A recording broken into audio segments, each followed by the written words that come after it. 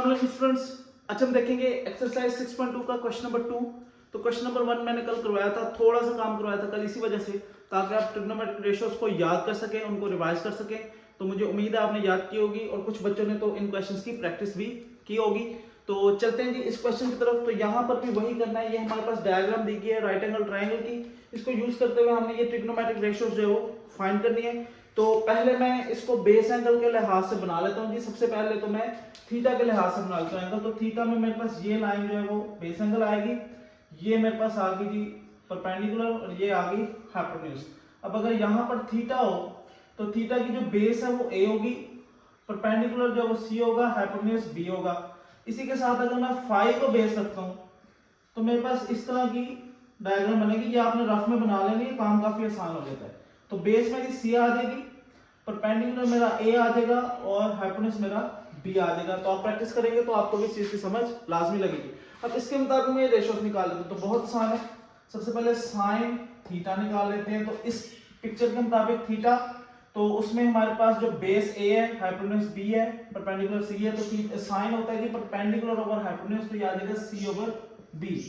Cos theta निकालते हैं, base over hypotenuse तो A over B. tan theta निकालते हैं, परपेंडिकुलर ओवर बेस तो सी ओवर ए। अब आ जाते हैं जी फाई वाले डायग्राम पे। तो फाई में सबसे पहले हमारे पास साइन फाई है। तो साइन फाई, साइन होता है जी परपेंडिकुलर ओवर हाइपोटेन्यूज तो ए ओवर बी। उसके बाद कॉस फाई है, base over hypotenuse C over B. और उसके बाद हमारे पास है जी tan phi perpendicular over base तो ए ओवर सी। तो वही तरीका है, इंतहाई क्वेश्चन है। उम्मीद है आपको इन क्वेश्चन की समझ लग गई होगी। अच्छा जी, अब चलते हैं क्वेश्चन नंबर 3 की तरफ।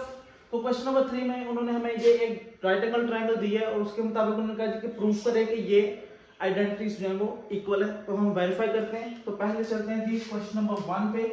उसमें हमारे पास दिया हुआ है sine theta cosecant theta is equal to 1।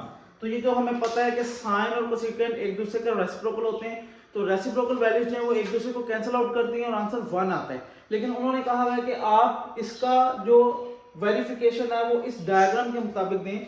तो सबसे पहले हम साइन की वैल्यू लिखते हैं। तो साइन जो है, साइन थीटा वो इक्वल होगा परपेंडिकुलर ओवर हाइपोटेन्यूज के, और कोसेकेंट थीटा जो होगा वो इक्वल होगा जी हाइपोटेन्यूज ओवर परपेंडिकुलर के।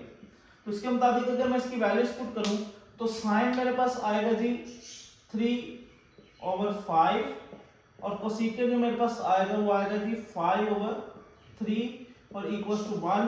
तो अगर मैं इसकी कैंसिलेशन कर दूं तो 1 इज इक्वल्स टू 1। तो हम लिख देंगे hence proved left hand side is equals to right hand side. तो मैंने आपको कहा था ट्रिग्नोमेट्रिक रेशियोज याद करें, उसी का सारा काम है, तो वही इस्तेमाल हो रही है। तो पार्ट 2 पे अगर हम चले तो उसमें भी यही है।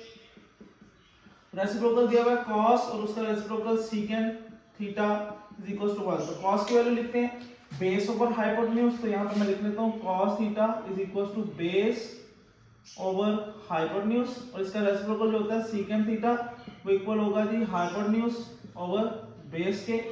तो अगर इसके मुताबिक cos के लिखें तो 4 over 5 into 5 over 4 is equal to 1।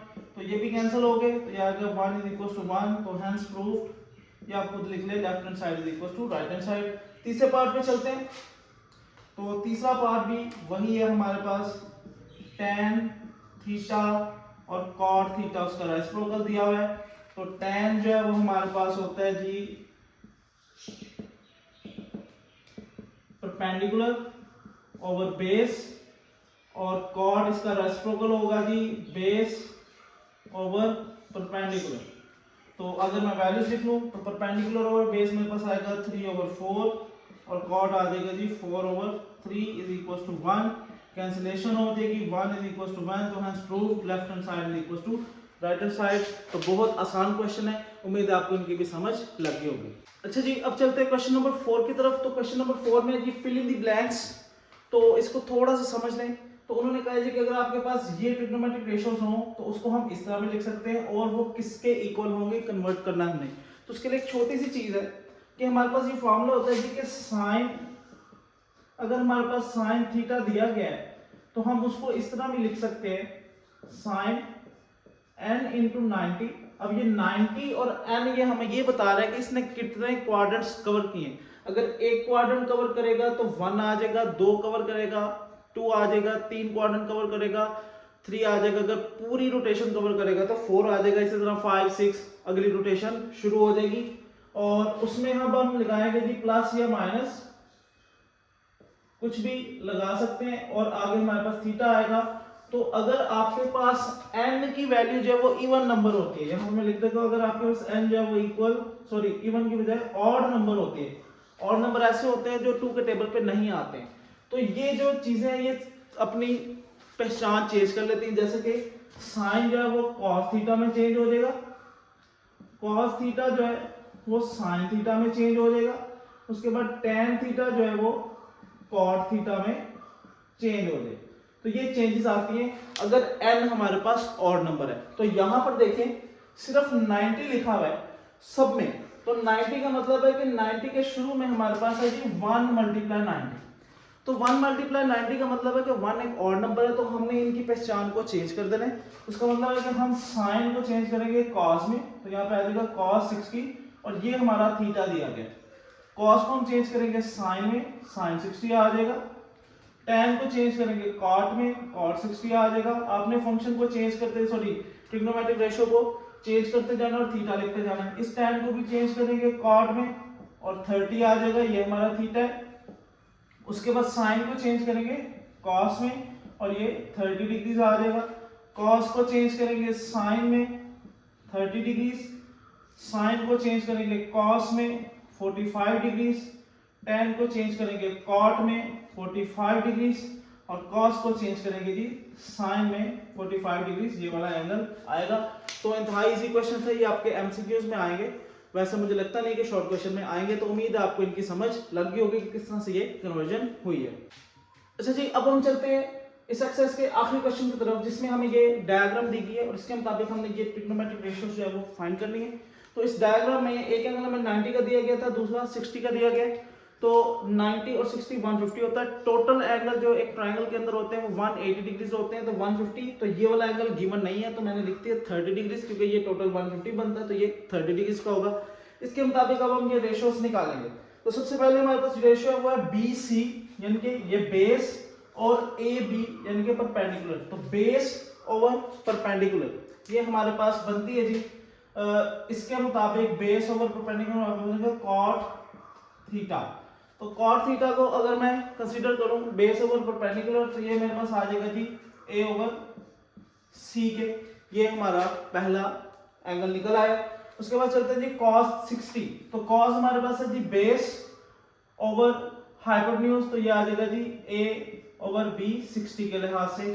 फिर हम कहते हैं जी tan 60, tan होता है जी परपेंडिकुलर ओवर बेस, तो परपेंडिकुलर हमारे पास C है, बेस हमारे पास A है 60 के लिहाज से। कोसेकेंट पाई बाय 3, पाई जो होता है वो होता है जी 180 डिग्री के इक्वल, उसको 3 पे डिवाइड करेंगे तो हमारे पास आएगा 60 डिग्री। तो ये एंगल भी हमारा 60 डिग्री का। तो कोसेकेंट साइन का उल्टा होता है, साइन हमारे पास होता है परपेंडिकुलर ओवर हाइपोटेन्यूज, तो ये हो जाएगा जी hypotenuse over perpendicular. Cot 60 tan का उल्टा होता है, तो ये आ जाएगा A ओवर C, जैसे कि ये है। उसके बाद जी साइन 30। अब 30 बनाने के लिए इसको हमें उल्टा करना पड़ेगा। बेस हमारी ये आ जाएगी, ये परपेंडिकुलर, और ये हाइपोटेन्यूज। बेस हमारी C हो जाएगी, परपेंडिकुलर हमारी A हो जाएगी, और ये B की रहेगी। तो sine 30 perpendicular over hypotenuse A over B, cos 30 base over hypotenuse C over B, tan 30 perpendicular over base A over C, secant 30, तो secant जो है ये cos का उल्टा होता है, तो B ओवर C, cot जो है वो tan का उल्टा होता है, C ओवर A। तो इस तरह से ये भी हमारे ट्रिग्नोमेट्रिक रेशियो जो है वो निकल आई है। बहुत आसान क्वेश्चन है, उम्मीद है आपको इनकी समझ लगी होगी। इसके अलावा अगर आपके जहन में कोई कंफ्यूजन है या कोई भी सवाल है तो वीडियो को दोबारा देखें, फिर भी समझ लगती है तो हमसे कमेंट्स में लाजमी पूछें। इसके अलावा वीडियोस को शेयर करें, लाइक करें, सब्सक्राइब करें चैनल को, ताकि नॉलेज दूसरों तक भी पहुंच सके। इससे आपको भी फायदा होगा और दूसरों का भी फायदा होगा। Thank you.